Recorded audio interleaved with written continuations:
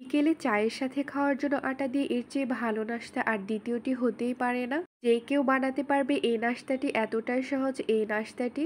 বিকেলের নাস্তায় অথবা চায়ের সাথে এই নাস্তাটি কিন্তু একদম জমে যাবে, যে কেউ পছন্দ করবে এই নাস্তাটি। আটা দিয়েও যে এতটা নরম আর তুলতুলে নাস্তা তৈরি করা যায় আপনারা ভাবতেই পারবেন না, এতটাই লোভনীয় এই নাস্তাটি। বাসায় একবার হলেও ট্রাই করে দেখবেন। বিশ্বাস করুন, এই নাস্তাটি একবার ট্রাই করলে প্রত্যেকদিন তৈরি করতে হবে, এতটাই লোভনীয় এই নাস্তাটি। আসসালামু আলাইকুম everyone, welcome back to my channel. আটা দিয়ে এই নাস্তাটি তৈরি করার জন্য প্রথমে একটি বোলের মধ্যে রুম টেম্পারেচারে থাকা একটি ডিম নিয়ে নিচ্ছি। অবশ্যই রুম টেম্পারেচারে থাকা ডিম ব্যবহার করতে হবে, না হলে কিন্তু নাস্তাটি একদমই শক্ত হয়ে যাবে বা চুপসে যেতে পারে। এরপর হাফ কাপ চিনি দিয়ে দিচ্ছি। আপনারা যদি মিষ্টিটা একটু বেশি খান তাহলে কিন্তু চিনি পরিমাণটা বাড়িয়েও দিতে পারবেন। এরপর হাফ কাপ পানি দিয়ে দিচ্ছি। আপনারা পানির পরিবর্তে লিকুইড গরুর দুধটা ব্যবহার করতে পারবেন।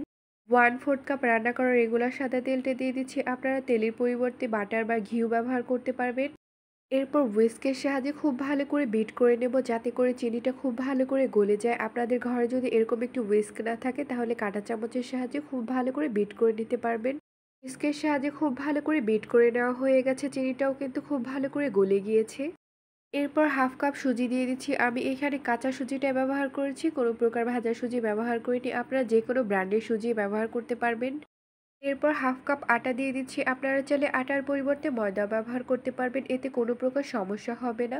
এরপর হুইস্কের সাহায্যে আটা ও সুজিটাকে খুব ভালো করে বিট করে নিতে হবে, যাতে করে বেটারটা খুবই স্মুথ হয়। এতে করে কিন্তু নাস্তাটা খুবই নরম আর তুলতুলে হবে। খেয়াল রাখবেন বেটারটা যাতে করে কোনো প্রকার দলা পাকিয়ে না যায় বা গোটা জাতীয় না হয়ে যায়।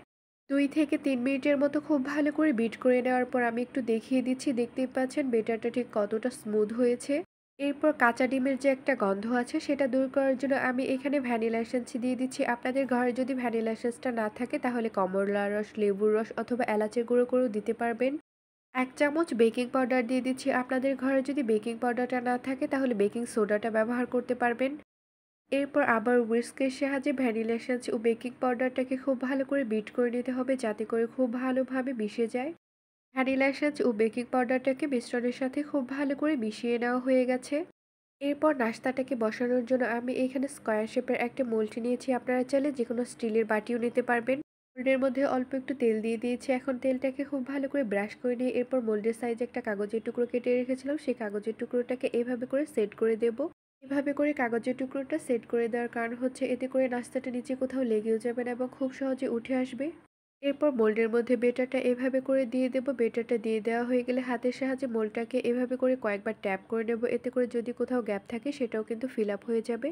এরপর নাস্তাটাকে বসানোর জন্য চুলায় একটি কড়াই বসিয়ে দিয়েছি। এরপর কড়াইয়ের মধ্যে এভাবে করে মোল্ডটাকে দিয়ে দেব। এরপর ঢাকনা দিয়ে দেব। ঢাকনা দিয়ে চুলার আঁচটা লো টু মিডিয়াম হিটে রেখে 40 মিনিটের মতো খুব ভালো করে বেক করে নিতে হবে। আপনাদের হয়তো বা কম বেশি সময় লাগতে পারে। 40 মিনিট পর আমি ঢাকনাটা খুলে দেখাচ্ছি। দেখতেই পাচ্ছেন মাশাআল্লাহ পারফেক্ট ভাবে নাস্তাটা হয়ে গেছে। এরপর একটি কাঁটা চামচের সাহায্যে এভাবে করে চেক করে নিচ্ছি। কাঁটা চামচটি যদি পরিষ্কার আসে তাহলে বুঝতে হবে পারফেক্ট ভাবে নাস্তাটি হয়ে গেছে। এরপর এই নাস্তাটাকে চুলা থেকে নামিয়ে ঠান্ডা করে নিতে হবে। নাস্তাটাকে চুলা থেকে নামিয়ে নেওয়ার পর ঠান্ডা করে নিয়েছি। এরপর মোলটাকে হাতের মধ্যে এভাবে করে নিলে চাপ দিলেই কিন্তু একাই উঠে আসবে, অথবা আপনারা ছুরির সাহায্যে ছাড়িয়ে নিতে পারবেন। এরপর একটি প্লেটের মধ্যে নাস্তাটাকে এভাবে করে ডিমোল্ড করে নিচ্ছি। এরপর যে নাস্তাটার উপরে যে কাগজের টুকরোটা আছে সেটাকে এভাবে করে হাত দিয়ে ছাড়িয়ে নেব। এরপর আমি আপনাদেরকে একটু দেখিয়ে দিচ্ছি নাস্তাটা ঠিক কতটা নরম আর তুলতুলে হয়েছে, কতটা স্পঞ্জি হয়েছে। এখন একটি ছুরির সাহায্যে নাস্তাটাকে আমি আপনাদেরকে একটু কেটে দেখাচ্ছি ভেতরটা ঠিক কেমন হয়েছে। আপনারা আপনাদের ইচ্ছে মতো যে কোনো সাইজে নাস্তাটিকে কেটে নিতে পারবেন।